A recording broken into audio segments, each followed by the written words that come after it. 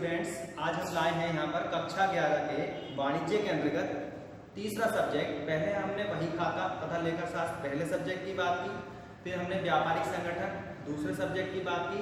आज कॉमर्स में तीसरा सब्जेक्ट है अधिकोषण, या इसे बैंकिंग बोलते हैं, इंग्लिश में बैंकिंग बोलते हैं। उसमें पहला अध्याय इसका दिया है वस्तु विनिमय तथा मुद्रा का विकास। वस्तु विनिमय तथा मुद्रा का विकास। तो हम सबसे पहले वस्तु विनिमय तथा मुद्रा के विकास के तहत विनिमय को समझेंगे कि विनिमय क्या होता है। विनिमय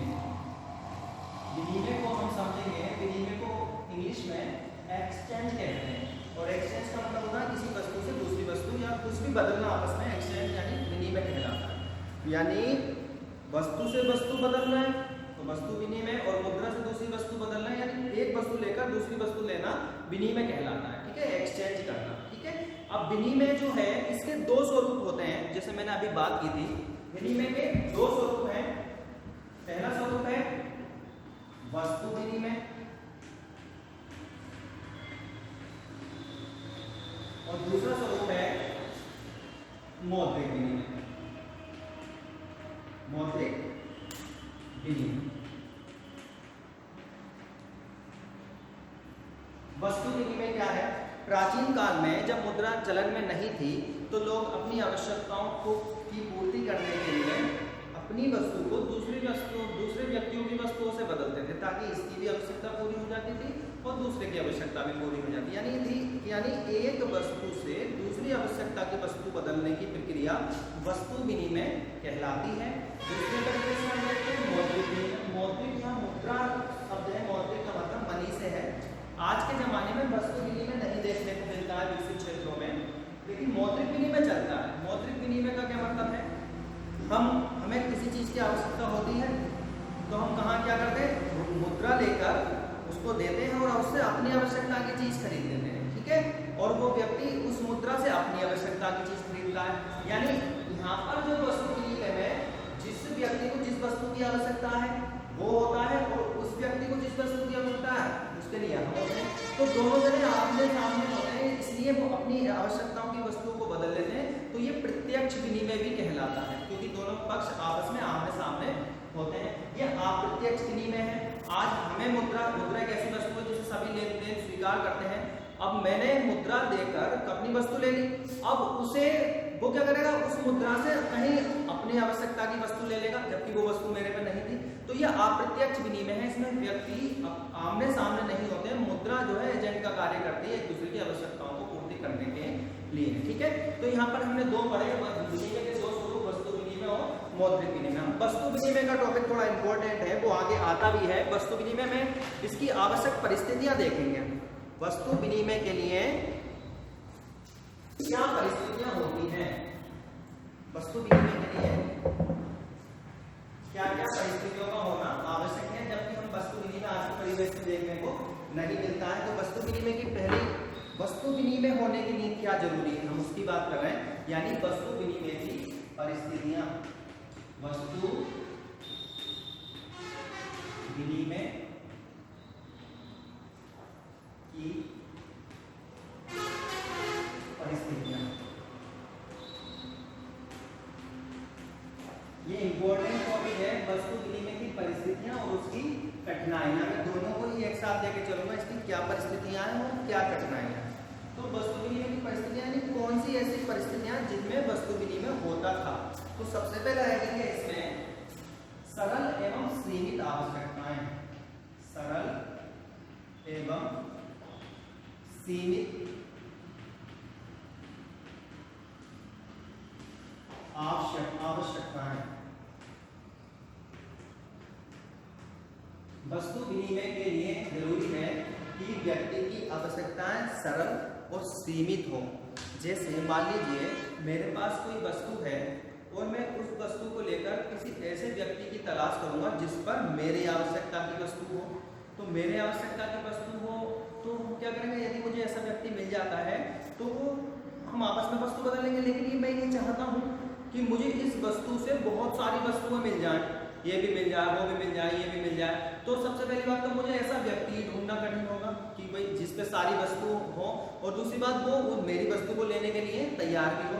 यानी वस्तु विनिमय के लिए आवश्यक पहली शर्त है कि मनुष्य की आवश्यकता सीमित हो और सरल हो, ताकि वो उस क्षेत्र में उस व्यक्ति को आसानी से ढूंढ सके। यदि अब कठिनाइयों की बात करें, यदि हमारी आवश्यकताएं सरल नहीं होंगी, सीमित नहीं होगी, तो हमें ऐसा व्यक्ति ही नहीं मिलेगा और वो व्यक्ति पता नहीं हमारी वस्तु को लेगा या नहीं लेगा। यानी जो परिस्थितियां यदि इसी में नहीं लगा दिया जाए तो वो उसकी कठिनाइयां बन जाती हैं। ठीक है, नंबर दूसरा हेडिंग आता है सीमित क्षेत्र। सीमित क्षेत्र, सीमित क्षेत्र का क्या मतलब है? सीमित क्षेत्र एक छोटे दायरे से है। सीमित क्षेत्र के अंतर्गत जो व्यक्ति भी रहते हैं वो एक दूसरे को जानते हैं और एक दूसरे की आवश्यकता उसको पता है। तो यदि मेरे पास कोई वस्तु है तो मुझे ये पता होगी कि वो वहाँ रहता है, उसे उस चीज की आवश्यकता है, मेरी वाली की। और तो हम क्या करें, अपनी आपस में वस्तुओं को बदल लेंगे। यदि क्षेत्र विस्तृत होगा, कठिनाइयों पर आते हैं, यदि क्षेत्र विस्तृत होगा तो लोगों की एक दूसरे से जान पहचान नहीं होगी, ये नहीं पता चलेगा कि उसकी आवश्यकता क्या है, तो उस क्षेत्र में, विस्तृत क्षेत्र में, वस्तु विनिमय के क्षेत्र में कठिनाई होती है। यानी सीमित क्षेत्र होना जरूरी है। ठीक है, नेक्स्ट नंबर 3 है समाज का पिछड़ा होना।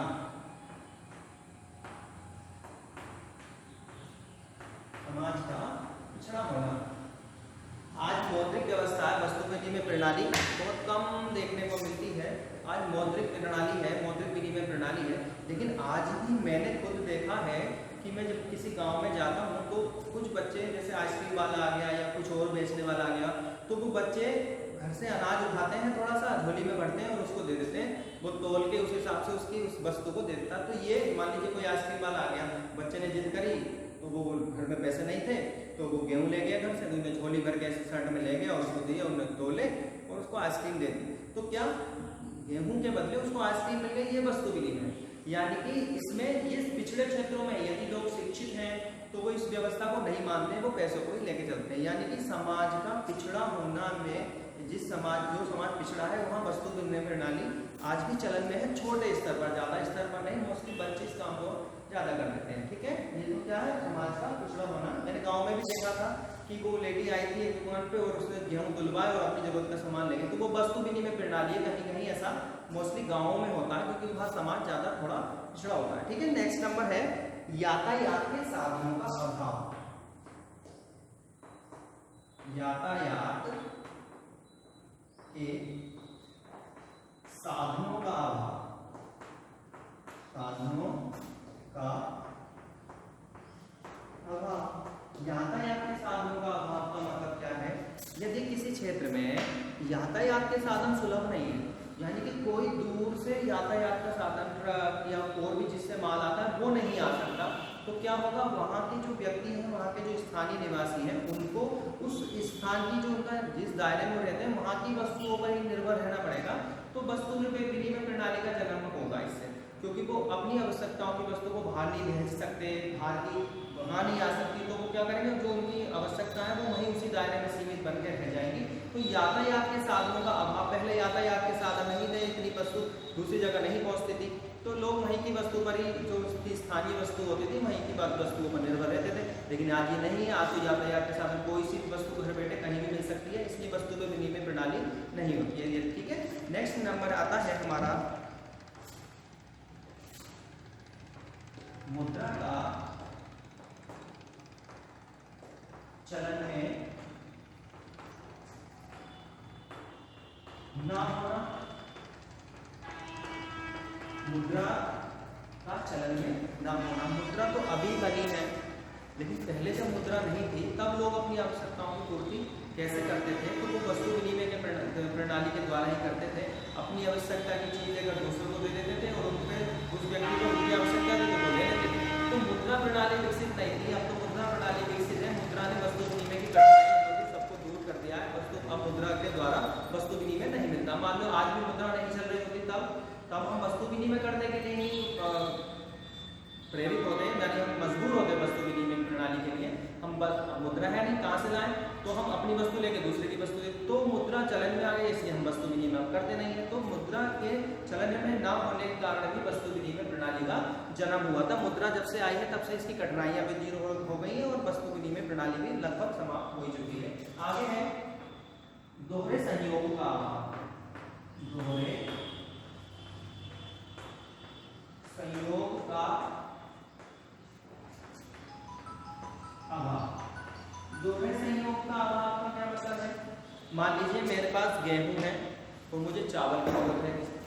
चावल उस व्यक्ति पर है, ठीक है, तो मैं क्या सोच रहा हूं कि मैं उस व्यक्ति को अपने गेहूं देकर चावल ले लूं, लेकिन उस व्यक्ति को गेहूं की आवश्यकता है नहीं।